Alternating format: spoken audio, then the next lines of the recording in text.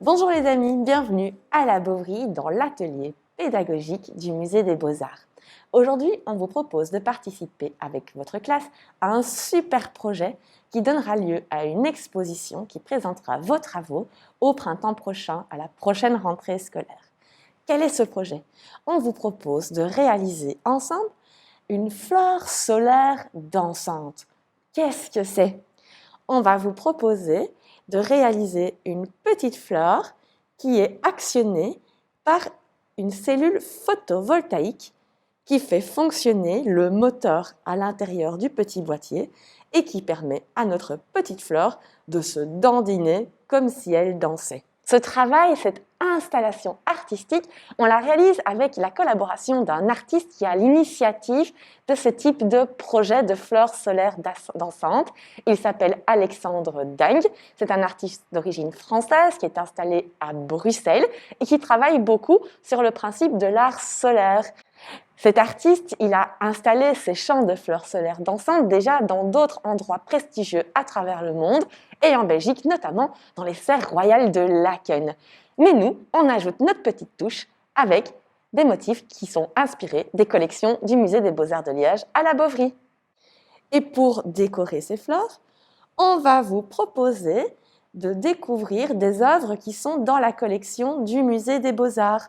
On va vous proposer de réaliser une flore soit avec le château de Comblat, peinte par Signac, ou une composition géométrique peinte par l'artiste Jean Gorin.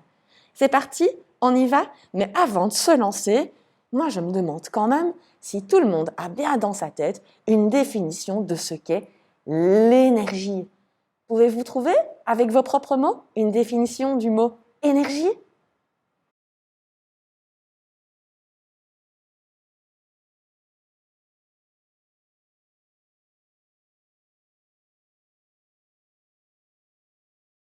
Alors, vous avez trouvé avec vos mots comment définir le mot énergie? Une énergie, c'est une grandeur que l'on peut mesurer, comme les litres, les mètres par exemple. Et cette énergie, elle va permettre de fournir une action.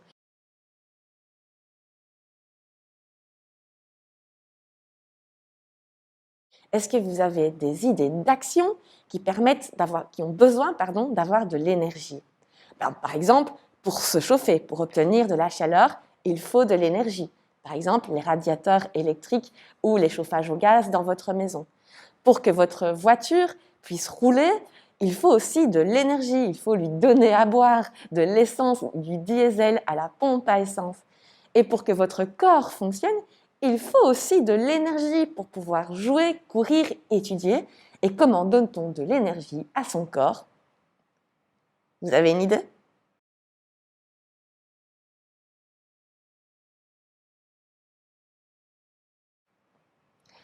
Par l'alimentation. L'alimentation, c'est d'ailleurs la première source d'énergie qu'a connue l'homme à la préhistoire. D'ailleurs, jusqu'à moins 500 000 ans de notre ère, c'est la seule source d'énergie qu'il connaît, celle qui lui permet de mettre son corps en mouvement, celle de son alimentation.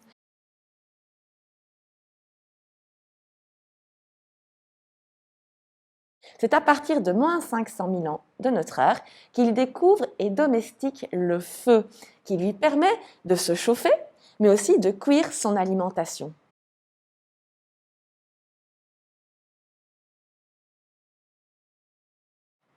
Il va pourtant falloir attendre jusque la révolution industrielle au XIXe siècle pour que l'homme découvre d'autres sources énergétiques, comme par exemple le gaz naturel, le charbon ou encore le pétrole, qui sont des énergies non renouvelables.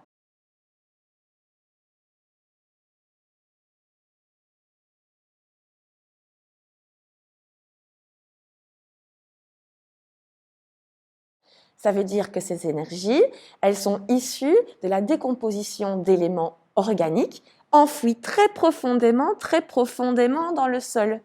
Et une fois qu'on a extrait toutes ces énergies, il n'y en a plus. En plus, la combustion de ces énergies, le fait de brûler ces énergies, eh bien, ça entraîne le réchauffement climatique et notamment les gaz à effet de serre.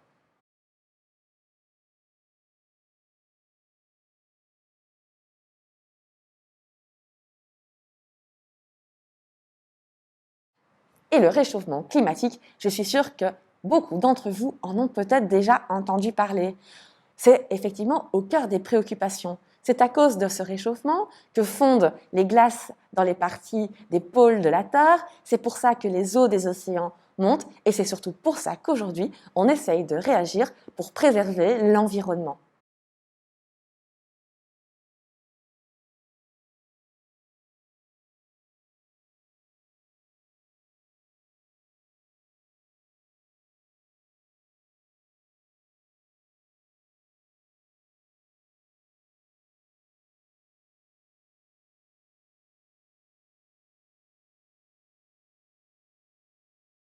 Ainsi, aujourd'hui, on utilise de plus en plus ce qu'on appelle les énergies renouvelables, des énergies qui sont à disposition partout, tout le temps dans la nature. Avez-vous des idées de ces énergies renouvelables que l'on pourrait utiliser pour notre consommation au quotidien? Réfléchissez.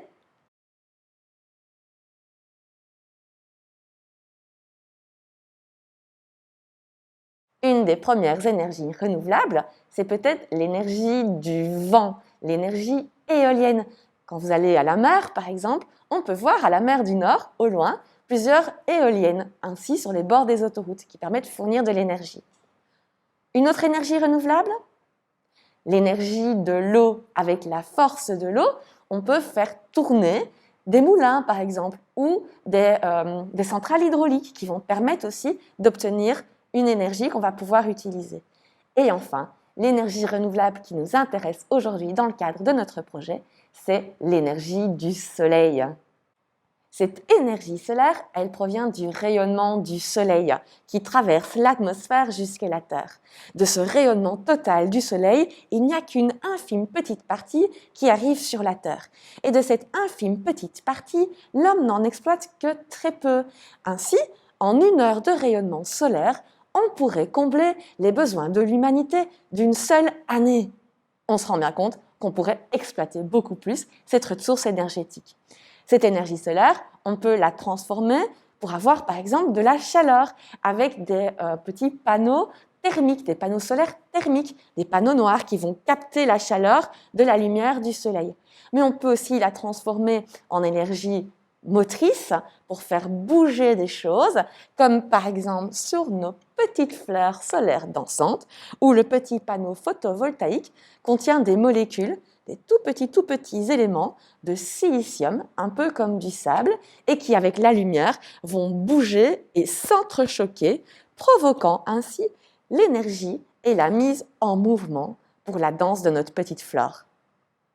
En Belgique, sur notre utilisation totale énergétique dans le pays, il n'y a que 15% de celle-ci qui provient des énergies renouvelables. On s'est donné comme objectif d'arriver à une utilisation de 44% d'énergie renouvelable d'ici 2030. Quel âge aurez-vous en 2030? Ça va venir beaucoup plus vite qu'on ne le pense. Sur la Terre, il y a 7 milliards d'habitants. Et de ces 7 milliards d'habitants, il y a 1 milliard de personnes qui n'ont pas accès à l'énergie comme nous, aussi facilement. Pouvez-vous deviner dans quelle région du monde, sur quel continent, se trouvent ces personnes qui n'ont pas accès aussi facilement que nous à l'énergie?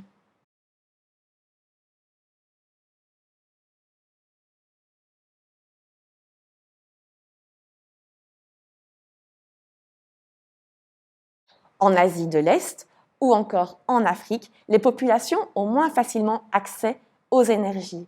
C'est la raison pour laquelle exploiter beaucoup plus l'énergie solaire permettrait à toutes ces populations de développer leur confort de vie au quotidien.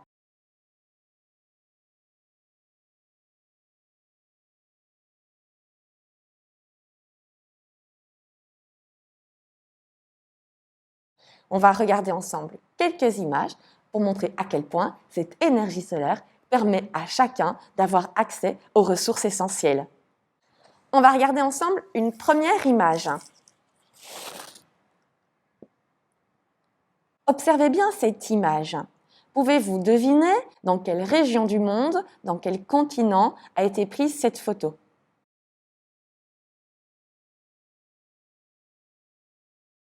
Cette photo, elle a été prise en Afrique. On le reconnaît d'une part au décor.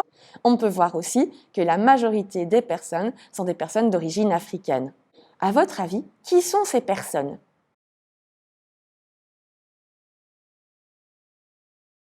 On peut identifier beaucoup de jeunes gens, de jeunes garçons et de jeunes filles, tous habillés de la même manière. Ils portent un uniforme pour aller à l'école. Et à l'avant-plan, assis sur des chaises, les professeurs trônent fièrement.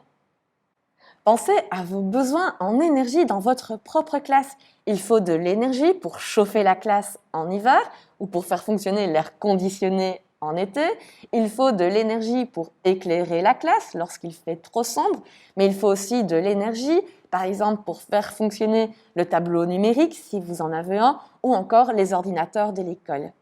Pour cette région du monde où on voit que c'est relativement désertique tout autour, on ne voit pas de câbles électriques, de pylônes électriques, comme c'est souvent le cas chez nous, il faut un accès à cette énergie, à cette électricité fournie par le soleil. Ça permet à ces jeunes gens de pouvoir étudier correctement. Je vous montre une deuxième image. Sur cette image, observez bien que font les deux personnages.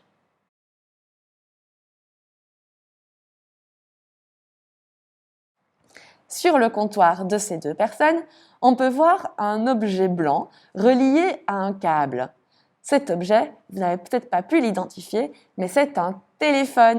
Et sur le comptoir, on peut voir des mentions de destination avec à côté un chiffre qui correspond au prix pour pouvoir passer un coup de téléphone depuis le comptoir de ces deux personnes. Pour faire fonctionner un téléphone, ça, vous le savez très certainement, il faut le charger. Vous l'avez peut-être déjà fait à la maison avec les téléphones de vos parents. Pour faire fonctionner notre téléphone, il faut donc de l'électricité. Sur l'image, avez-vous repéré d'où provenait l'énergie qui permet de faire fonctionner le téléphone?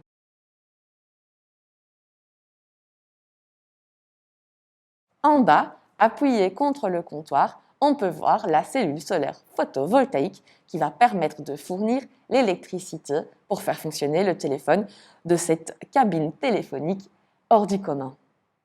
Grâce à cela, les personnes de ces régions peuvent rester en contact, elles peuvent communiquer les unes avec les autres.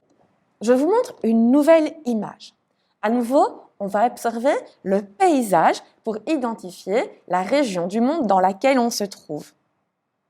On peut voir un paysage très sec, très aride.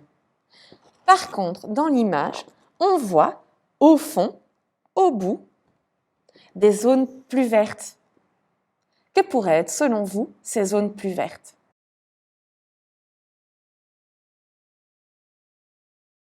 Ce sont des zones de culture. Et pour faire pousser dans les champs les aliments, il faut évidemment les arroser comme les plantes à la maison. Est-ce que vous voyez sur l'image avec quoi on va pouvoir arroser les cultures? On peut voir ici sur le côté des jeunes gens qui sont en train d'utiliser un tuyau avec de l'eau qui semble provenir du sol. À votre avis, comment l'eau peut-elle monter du sol jusqu'au bout du tuyau?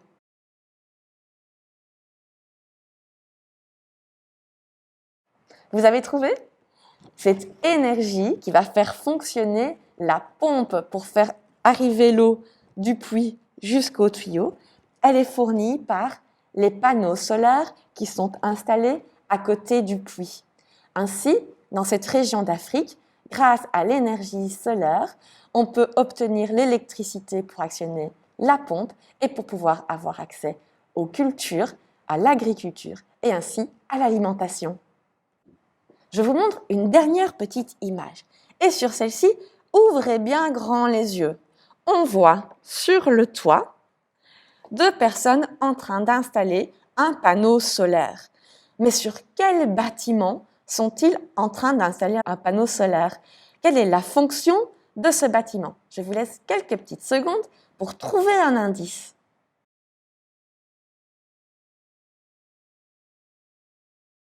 Si vous ouvrez bien grand les yeux, on peut voir juste ici une petite croix rouge. Et la croix rouge, ça fait référence aux soins de santé. C'est un hôpital, un dispensaire où on va pouvoir aller se faire soigner. Ainsi, dans ces régions du monde où moins de personnes ont accès à l'électricité, l'énergie solaire va permettre à chacun de pouvoir avoir accès à la santé.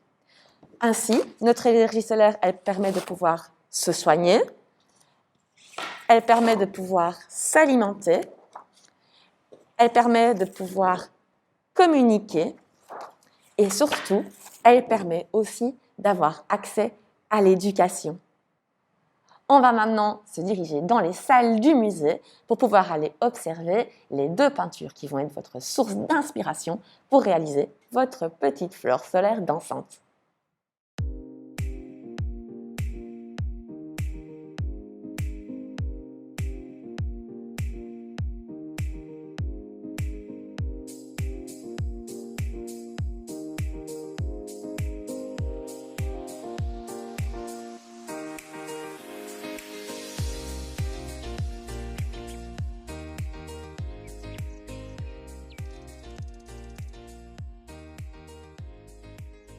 Pour réaliser votre petite fleur solaire dansante, on vous propose de vous inspirer, par exemple, de cette œuvre de l'artiste français Jean Gorin.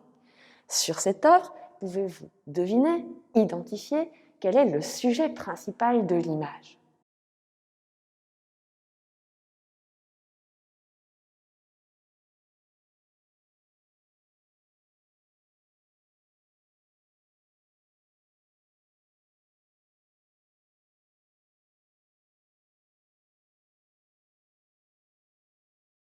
Sur cette œuvre, on ne reconnaît pas un personnage, on ne reconnaît pas un poney ou un mouton, on ne reconnaît pas non plus un moulin, bref, on ne reconnaît pas des objets de notre réalité de tous les jours. Par contre, ce qu'on reconnaît, ce sont des formes géométriques de base, des carrés, des cercles, des lignes et des rectangles. Ce sont les formes géométriques que vous apprenez par exemple à tracer au début de l'école primaire. Pouvez-vous identifier les différentes couleurs que l'artiste Jean Gorin a utilisées pour sa peinture?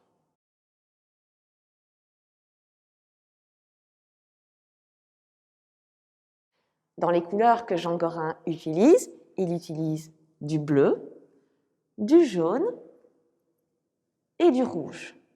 Ces 3 couleurs, ce sont les couleurs primaires.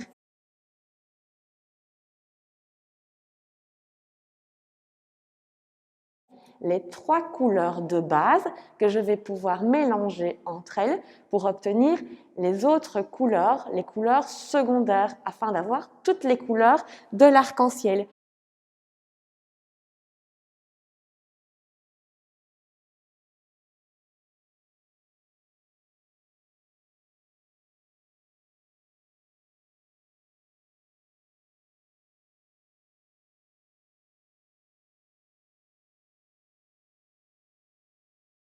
Comme sur mon cercle des couleurs, mon cercle chromatique.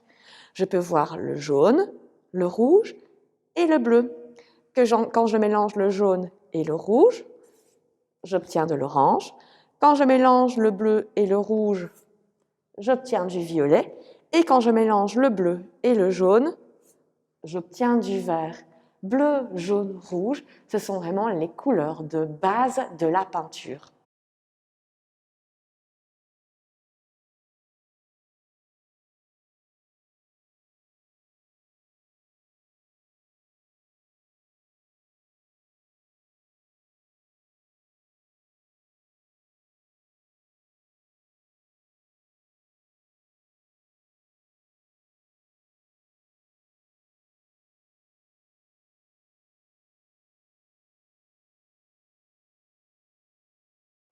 On imagine maintenant que je fais tourner très très vite, très vite mon cercle chromatique comme une toupie. Votre œil ne verrait plus toutes les couleurs de l'arc-en-ciel, mais il verrait du blanc. Peut-être que vous avez déjà fait l'expérience à la maison ou à l'école, quand vous rincez mal votre pinceau, quand vous faites de la peinture, votre eau, elle devient colorée, elle devient presque noire. Parce que lorsque je mélange les 3 couleurs primaires, visuellement, j'obtiens du blanc, comme quand je fais tourner mon cercle chromatique comme une toupie. Et physiquement, d'un point de vue matière, j'obtiens du noir. Blanc et noir, ce sont deux autres couleurs que Jean Gorin a utilisées dans sa peinture. On va s'approcher très près et on va venir voir de quelle manière l'artiste a appliqué la peinture sur le support du tableau. Observez bien le carré noir. Est-ce que dans ce carré noir, vous pouvez voir les coups de pinceau que l'artiste aurait laissés en peignant la forme ou encore différentes épaisseurs de peinture?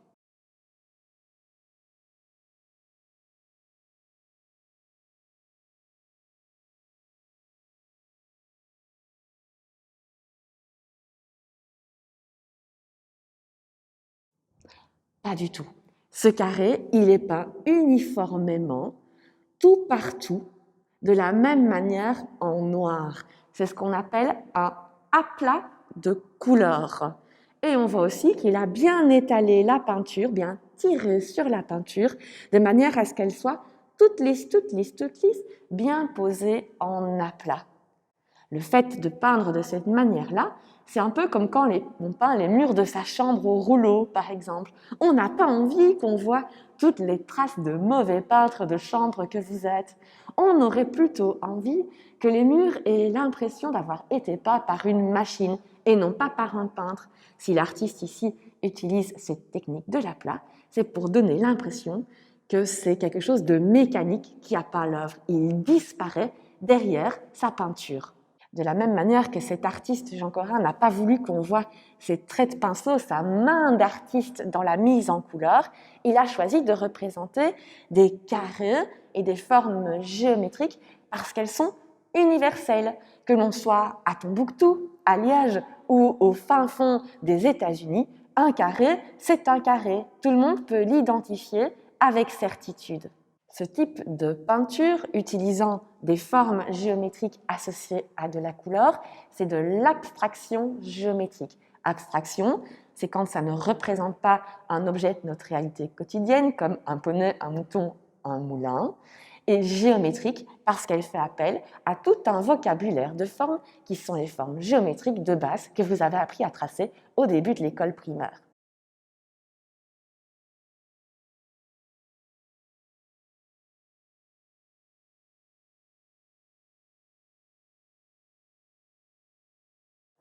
L'artiste, il n'a pas jeté les formes n'importe où, n'importe comment, à la surface de son œuvre.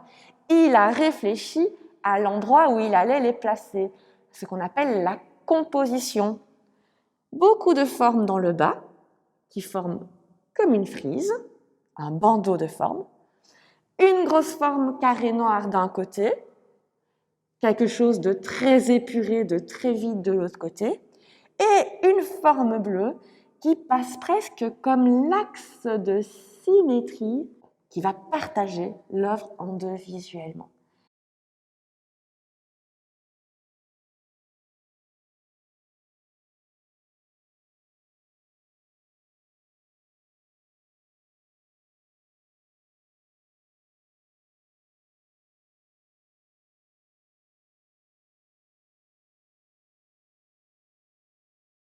Ce sont donc des œuvres qui sont réfléchies d'un point de vue composition et qui sont aussi très restreintes d'un point de vue forme et couleur.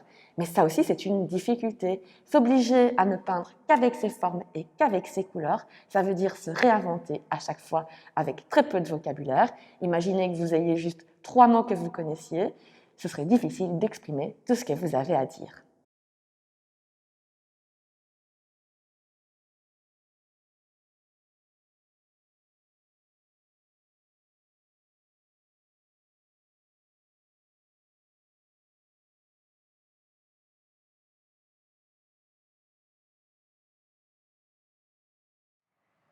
Nous voici maintenant à l'atelier pédagogique de la Bovry. On va pouvoir réaliser enfin, ensemble, nos petites fleurs solaires dansantes qui se dandinent.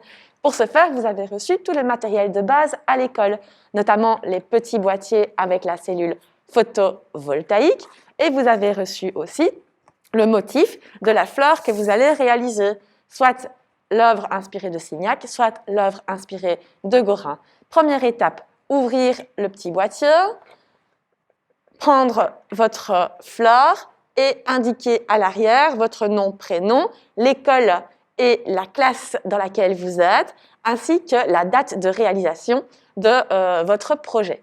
Et ensuite, avec une paire de ciseaux, découpez bien proprement le long du bord votre fleur. Pour réaliser votre petite fleur d'abstraction géométrique à la manière de Jean Gorin, il vous faut un matériel de base. Votre petite fleur, bien sûr, mais surtout de la peinture. Nous, on vous conseille de travailler soit avec de la peinture acrylique, soit avec de la gouache, tant qu'elle est liquide. Il vous faut pour ça certaines couleurs, le noir, on l'a vu sur l'œuvre qui est très présente, mais aussi les couleurs primaires, bleu, jaune et rouge. Et pour avoir plus facile de travailler avec ces couleurs, il vous faut un récipient dans lequel la déposer. On vous suggère de travailler avec un carton d'œuf et d'utiliser les petits renfoncements, les petits compartiments, comme les éléments d'une palette de couleurs. Il vous faudra aussi un récipient dans lequel mettre de l'eau pour bien rincer et essuyer votre pinceau entre chaque prise et chaque changement de couleur. Et on vous suggère aussi, vu que les motifs sont assez petits et étroits, de travailler avec un pinceau fin, maximum un pinceau numéro 3.